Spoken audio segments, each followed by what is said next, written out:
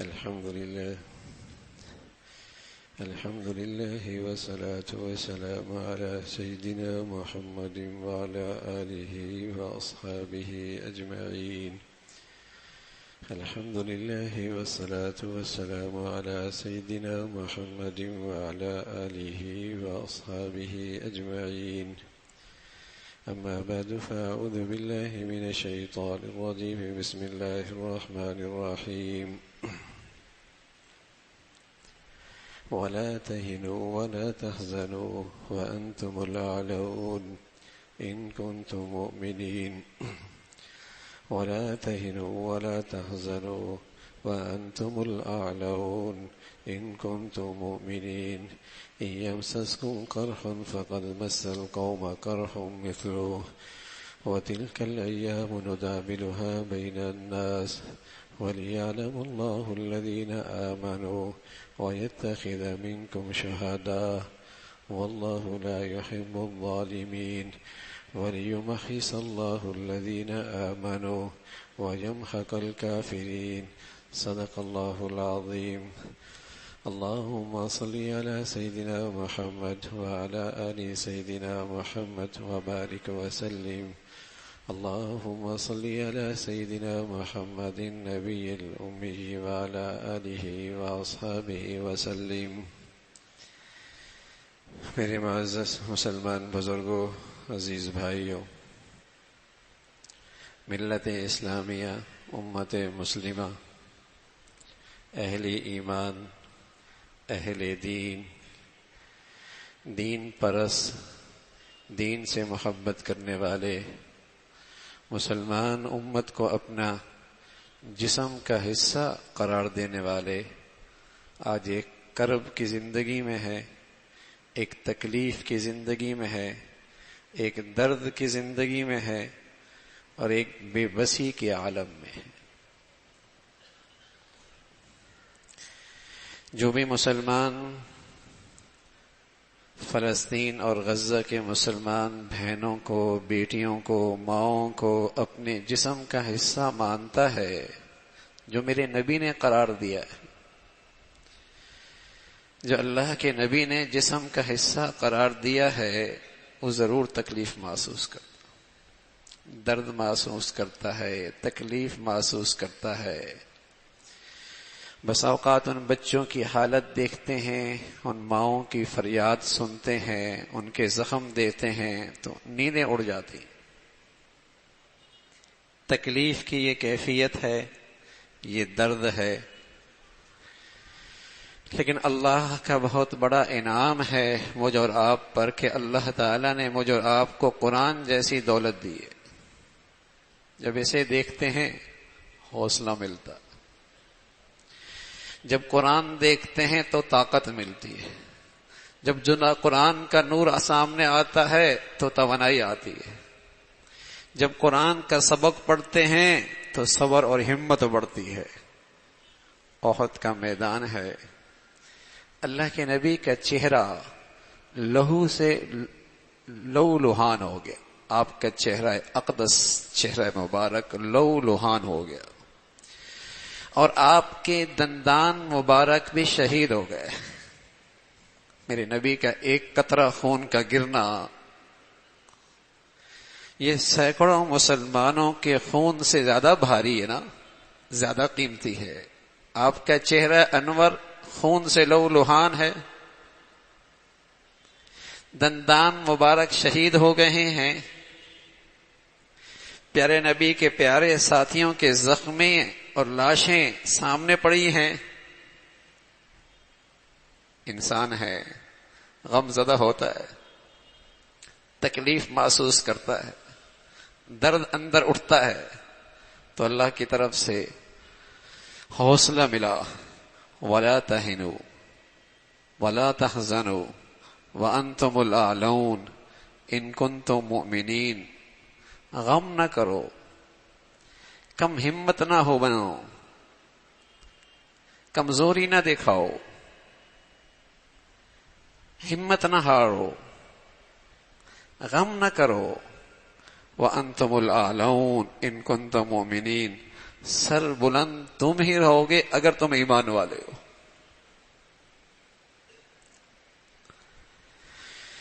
قرآن کی اس غذا سے ایمان والا طاقتور ہو جاتا ہے. قرآن کے اس دوا سے ایمان والا حوصلہ مند ہو جاتا ہے. غم نہ کھاؤ، کمزوری نہ دکھاؤ، سر بلند تم ہی رہو گے. باقی جہاں تمہارے پیارے گئے ہیں، جہاں تمہارے پیارے گئے ہیں، کہاں گئے ہیں؟ وَلَا تَحْسَبَنَّ الَّذِينَ قُتِلُوا فِي سَبِيلِ اللَّهِ أَمْوَاتًا بَلْ أَحْيَاءٌ. تم انہیں یہ نہ کہو کہ یہ مر گئے، یہ نہ کہو کہ یہ مر گئے. انہیں تو ایسی زندگی ملی ہے جس پر ہزاروں زندگیاں قربان. تم نہ کہو یہ کہ مر گئے ہیں، ان کے گھر اجڑ گئے ہیں، ان کی زندگیاں ختم ہو گئیں. تم یہ نہ کہو کہ یہ مر گئے ہیں. انہیں تو ایسی سدا زندگی ملی ہے، کل یہ دنیا کے اپنے دسترخوانوں پہ کھایا کرتے تھے، اب یہ اللہ کے دسترخوانوں پہ کھاتے پیتے ہیں. کیا حوصلہ دیتا ہے قرآن. بل احیاء عند ربهم یرزقون. ارے میرے عزیزو، اس شہادت پر بھی کسی کو شک ہو سکتا ہے جو ان ظالموں کے ہاتھوں سے شہادت ملی جو نبیوں کو قتل کیا کرتے تھے. وَيَقْتُلُونَ الْأَنْبِيَاءَ بِغَيْرِ حَقٍّ. ان یہودیوں کے آباء و اجداد نبیوں کو قتل کیا کرتے تھے. یہ تو ایسی ظالم قوم ہے، ایسا درندہ صفت قوم ہے. قرآن کہتا ہے یہ تو نبیوں کو قتل کر دیا کرتے تھے. وَيَقْتُلُونَ الْأَنْبِيَاءَ بِغَيْرِ حَقٍّ. نبیوں کو قاتل ہیں. یہ ان کی نسل ہے، یہ ان کی نسل چلی آ رہی ہے. لیکن مسلمان، تم اسے خون پہ لت پت دیکھتے ہو اور اس کی زندگی ختم ہوتے تمہیں نظر آتی ہے. حقیقت میں بل احیاء، وہ تو زندہ ہے. فرحین بما آتاہم اللہ، وہ بڑے خوش ہیں جو انہیں اللہ نے آج دیا. کیا حوصلہ ملتا ہے. قرآن مجید ایمان والوں کو کیسا حوصلہ مند اور کتنی توانائی کی غذا دیتا ہے. وَلَا تَهِنُوا وَلَا تَحْزَنُوا وَأَنْتُمُ الْأَعْلَوْنَ إِن كُنتُم مُؤْمِنِينَ إِن يَمْسَسْكُمْ قَرْحٌ فَقَدْ مَسَّ الْقَوْمَ قَرْحٌ مِثْلُهُ. اگر آج تمہیں زخم لگے ہیں تو یہ زخم انہیں بھی لگے. وَتِلْكَ الْأَيَّامُ نُدَاوِلُهَا بَيْنَ. اللہ میاں یہ باری پھیرتے رہتے ہیں. اللہ تعالیٰ یہ باری پھیرتے رہتے ہیں بین الناس. یہ نبی موجود ہیں، وہاں بھی اللہ کہہ رہا ہے باری پھیرتے رہتے ہیں. نبی موجود ہیں. سارا دنیا کا کفر اکٹھا ہوا، غزوہ احزاب ہے. قرآن نے اس کی تصویر کھینچی اور قرآن نے اس کا نقشہ پیش کیا. اذ جاءتکم من فوقکم ومن اسفل منکم واذ زاغت الابصار وبلغت القلوب الحناجر وتظنون بالله الظنون هنالك ابتلي المؤمنون وزلزلوا زلزالا شديدا واذ يقول المنافقون والذين في قلوبهم مرض ما وعدنا الله ورسوله الا غرورا. اللہ، نبی موجود ہیں. اس لشکر میں نبی موجود ہیں. خوف کا عالم یہ ہے، خوف کا عالم یہ ہے کہ مسلمانوں کی آنکھیں کھلی کی کھلی رہ گئیں. کلیجہ منہ کو آنے لگا، کلیجہ منہ کو آنے لگا. وَتَظُنُّونَ بِاللَّهِ الظُّنُونَ. تم مسلمان اللہ کے بارے میں عجیب و غریب خیال کرنے لگے. کب آئے گی مدد، کب آئے گی نصرت، کب ملے گی کامیابی، کب آئے گا اللہ کی طرف سے فیصلہ. وَتَظُنُّونَ بِاللَّهِ. نبی موجود ہیں، مسلمان میرے نبی کے ساتھ ہیں. یہ کیفیت آئی. هُنَالِكَ ابْتُلِيَ الْمُؤْمِنُونَ وَزُلْزِلُوا زِلْزَالًا شَدِيدًا وہاں مسلمانوں کو خوب ہلایا گیا اور وہاں منافق کھل کے آئے کہنے لگے اتنی بڑی طاقت کو چیلنج کیوں کیا ہے؟ وہاں منافق کھل کے آئے کہنے لگے اتنی بڑی طاقت کو چیلنج کیوں کیا ہے؟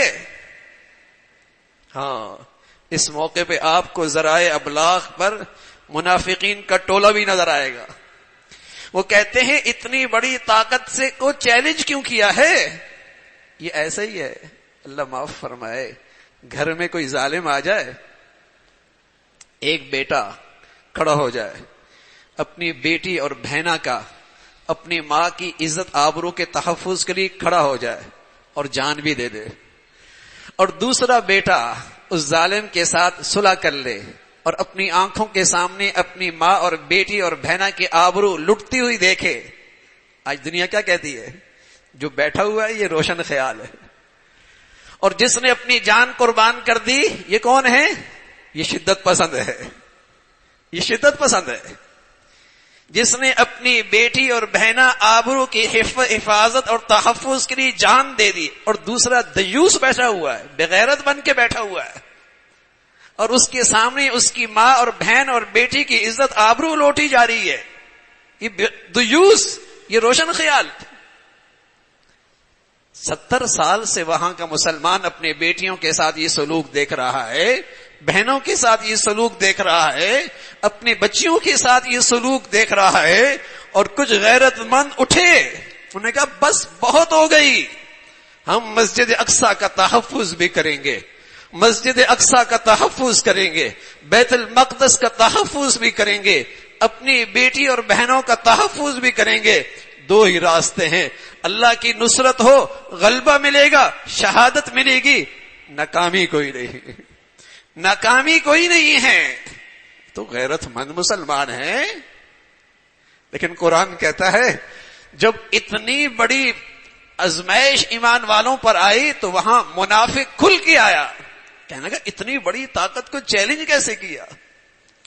اور سبحان اللہ، آج کے ان مٹھی بھر مسلمانوں نے دنیا کو سمجھا دیا ہے. اللہ کرے سمجھ میں آ جائے، اللہ کرے سمجھ میں آ جائے. بصیرت قرآن سے لو تو سمجھ میں آئے گی کہ ان مٹھی بھر مسلمانوں نے کفار کو کیسے شکست دی. ان کی انٹیلیجنس دنیا کی نمبر 1 شکست دے دی نا. ان کی عسکری طاقت شکست ایسی ہوئی کہ آج وہ مجبور ہے امریکہ سے، فرانس سے، دنیا کی طاقتوں سے مدد لینے کے لیے. کیسا بری طرح اسے رسوا کیا. اور وہ مسلمان اخلاقی طور پر بھی جیتے. انہوں نے ان کے بچوں کو نہیں مارا، عورتوں پہ ظلم نہیں ڈھایا، انہوں نے شفا خانوں پہ حملہ نہیں کیا، انہوں نے ان قیدیوں کو ویسا رکھا جیسا ہمارا دین کہتا ہے، جیسے ہمارا اسلام کہتا ہے، جیسے ہمارا ایمان کہتا ہے. اخلاقی طور پر بھی جیت ہوئی، سفارتی سطح پر بھی جیت ہوئی. ہر وہ شخص چاہے وہ کسی بھی مذہب سے تعلق رکھتا ہے لیکن متعصب نہیں ہے، آج کہنے پہ مجبور ہوا کہ اسرائیل ظالم ہے. تو اور کیسی اللہ کی مدد و نصرت ہوتی ہے. باقی ایسی جنگیں اب گھنٹوں میں مقابلہ نہیں ہوا کرتا، ایسی جنگیں اب چلتی ہیں یہ تو. لیکن اللہ نے اپنی مدرت اور نصرت دکھائی، اور سبحان اللہ وہ ایمان والے ایسے ثابت قدم ہیں، انہیں اللہ کی مدد اور نصرت پہ ایسا یقین ہے کہ دشمن کی فوج آگے دوڑ رہی ہے، یہ پیچھے پیچھے دوڑ رہے. اور اتنی بڑی طاقت کے باوجود وہ بزدلوں کی طرح، باولے کتے کی طرح اسپتالوں پہ، بچوں پہ، عورتوں پہ حملہ کرتا ہے. میدان میں نہیں آتا، میدان میں نہیں آتا، نیچے نہیں آتا. تو اور کیسی ایمان کی طاقت ہوتی ہے میرے عزیزو، اور کیسی طاقت ہوتی ہے. حضور علیہ الصلوۃ والسلام کے زمانے میں جب مسلمان زخمی ہوئے اور اپنے پیاروں کو کندھے پہ اٹھایا، شہداء کی لاشیں اٹھائیں، اور ان لاشوں میں حضور علیہ الصلوۃ والسلام کا چچا بھی تھا. اس کی شہادت بڑی دردناک تھی، بڑی دردناک، اتنی دردناک کہ جسم کے اتنے ٹکڑے کیے گئے کہ پہچان مشکل ہو گئی. اللہ کے نبی نے انہیں اعزاز بخشا، انہیں اعزاز بخشا، انہیں مرتبہ دیا کہ حمزہ سید الشہداء، سارے شہیدوں کا سردار ہے۔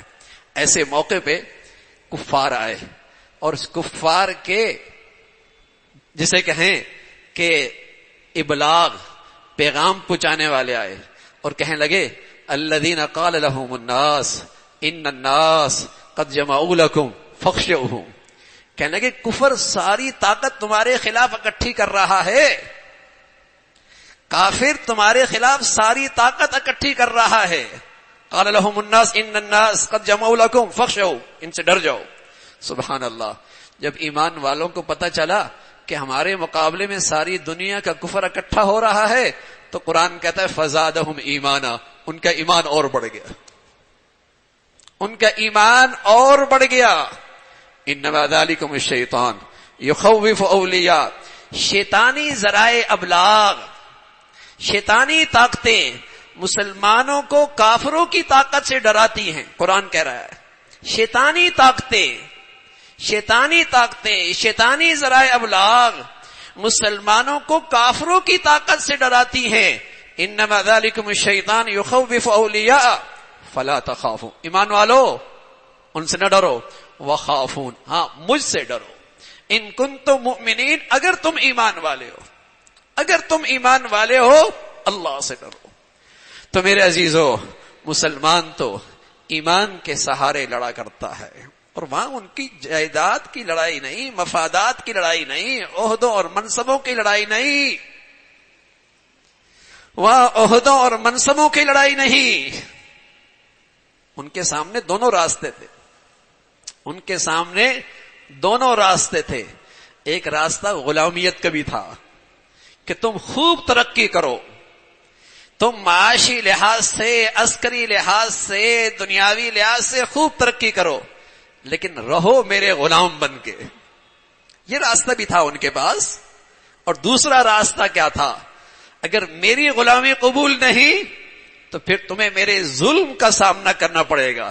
انہوں نے کہا ہم جان کی بازی تو لگا دیں گے لیکن کافر کی غلامی قبول نہیں ہے، کافروں کے تحت زندگی گزارے یہ ہمیں برداشت نہیں ہے۔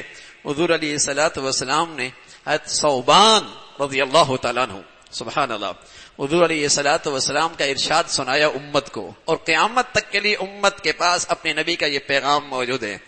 آپ علیہ الصلوۃ والسلام نے فرمایا یوشک الامم، ایک وقت آئے گا ان تداعى علیکم کما تداعى الاکلۃ الی قصعتها، ایک وقت ایسا آئے گا کہ سارا کفر اکٹھا ہو کے تمہارے خلاف ایسا اکٹھا ہوگا جیسے بھوکے لوگوں کو کھانے کی طرف بلایا جائے، ایسے تمہارے خلاف، گویا کہ تم دسترخوان ہو، ہاں، اور تمہیں خلاف کفر کو اکٹھا کیا جائے گا۔ ومن قلۃ نحن یومئذ، یا رسول اللہ کیا اس وقت ہماری تعداد تھوڑی ہوگی کہ سارا کفر ہمیں کھانے کو دوڑے گا، سارا کفر ہمیں کھانے کو دوڑے گا۔ ومن قلۃ نحن یومئذ، کیا اس وقت ہماری تعداد تھوڑی ہوگی؟ حضور علیہ الصلوۃ والسلام نے فرمایا نہ، تعداد تو بہت ہوگی تمہاری، لیکن انتم غثاء کا غثاء السیل، تم اتنے بے وزن ہو جاؤ گے، تم اتنے بے قیمت ہو جاؤ گے کہ جیسے سیلاب کے اوپر کچرا ہوتا ہے نا، ایسا کچرا بے وزن، بے قیمت، جس کی اپنی کوئی حیثیت نہیں، جدھر پانی کا رخ ادھر وہ کچرا، اس لیے کہ تمہارے دشمن کے دل سے تمہارا دبدبا اور رعب ختم ہو جائے گا۔ وَلَيَقْذِفَنَّ اللَّهُ فِي قُلُوبِكُمُ الْوَهْنَ، اور تمہارے دلوں میں وہن پیدا ہو جائے گا۔ قالوا یا رسول اللہ یہ وہن کیا چیز ہوتی ہے جو ہمارے 57 ملکوں کے حکمرانوں میں اور سلطنتوں کے اندر یہ وہن بیٹھا ہوا ہے، یہ ہے کیا چیز؟ اتنی توانائی، اتنی طاقت، اتنے وسائل، اتنے افواج، اتنی عسکری طاقتیں، یہ کیا چیز ہے؟ حضور علیہ الصلوۃ والسلام نے فرمایا حب الدنیا و کراہیت الموت، جب تمہارے اندر جینے کا شوق ہوگا، موت سے نفرت ہوگی، دنیا تمہارے اندر رچ بس جائے گی، تم مردار بن جاؤ گے، مردار، تم زمین پر بوجھ بن جاؤ گے، تم زمین پر بوجھ بن جاؤ گے، کہ تم ایسے دنیا پرست ہو موت سے ایسے خوف زدہ ہو کہ تمہیں خواب میں بھی خوف لگتا ہے، ڈر لگتا ہے. حب الدنیا و کراہیت الموت. اور سچے نبی نے جو بات سچ کہی ہے آج دنیا میں نظر آ رہی ہے. آج یہ بات آنکھوں سے نظر آ رہی ہے، کس طریقے سے مسلمان بیٹیاں، بہنیں، مائیں. اور ایک اور چیز نظر آئی، ان فلسطین مسلمانوں کی قربانیوں کا نتیجہ ہے کہ مسلمانوں کو آج مغرب کا، یورپ کا، امریکہ کا چہرہ سامنے آیا. ہاں، انسانی حقوق، عورتوں کے حقوق، بچوں کے حقوق. آج اس ظلم نے ان کے چہرے سے یہ نقاب بھی اتار دیا ہے. بلکہ یوں لگتا ہے ان کی ڈکشنری میں تو مسلمان انسان ہی نہیں ہے. ایسا لگتا ہے ان کی ڈکشنری میں تو مسلمان انسان ہی نہیں ہے. اور خاص طور پہ وہ مسلمان جو ان کی غلامی قبول کرنے کے لیے تیار نہیں ہے، ان کی ڈکشنری میں وہ مسلمان نہیں ہے. اس کے لیے تو ہر ظلم کا رواج جائز ہے، ہر ناانصافی جائز ہے. تو میرے عزیزو، صحیح ذرائع سے ایسے حالات میں سبق لیا کریں. اور وہ نبی کی سیرت ہے، قرآن حدیث قرآن کا نور ہے، قرآن سے ملنے والی بصیرت اور روشنی ہے. ورنہ ذرائع ابلاغ پہ بیٹھیں گے، دجالی ہیں، دجال، بے دین ہیں. انہوں نے تو ہمارے معاشرے سے ایمان اٹھا لیا، شرم و حیا ختم کر دیا، دنیا موت کا خوف دلوں میں ڈال دیا. تبھی تو آج بزدلی اور جسے کہیں کہ نامردی ہے، تبھی تو یہ حال ہے. ان پر اعتماد نہ کرنا، ورنہ تو خوف زدہ رہیں گے. اللہ کی ذات پہ بھروسہ اور اس کی طرف رجوع. اور ان مسلمانوں کے لیے جو پوری امت مسلمہ کی طرف سے فرض کفایہ ادا کر رہے ہیں. مسجد اقصی میری اور آپ کی بھی ہے، بیت المقدس میرا اور آپ کا بھی قبلہ اول ہے، میرے اور آپ کا بھی قبلہ اول ہے. اور تیسرا حرم ہے. اگر آج ہم اس سے بے نیاز ہو گئے کہ ہمارا اس سے کیا تعلق. کل یہودی اپنے مذہب کے مطابق یہ عقیدہ رکھتا ہے کہ ہم نے حجاز جانا ہے، ہم نے مدینہ جانا ہے، ہم نے بیت اللہ تک پہنچنا ہے. تو بتائیے پھر مسلمان کل کہاں کھڑا ہوگا؟ کل پھر کہے گا یہ تو ان کا معاملہ ہے.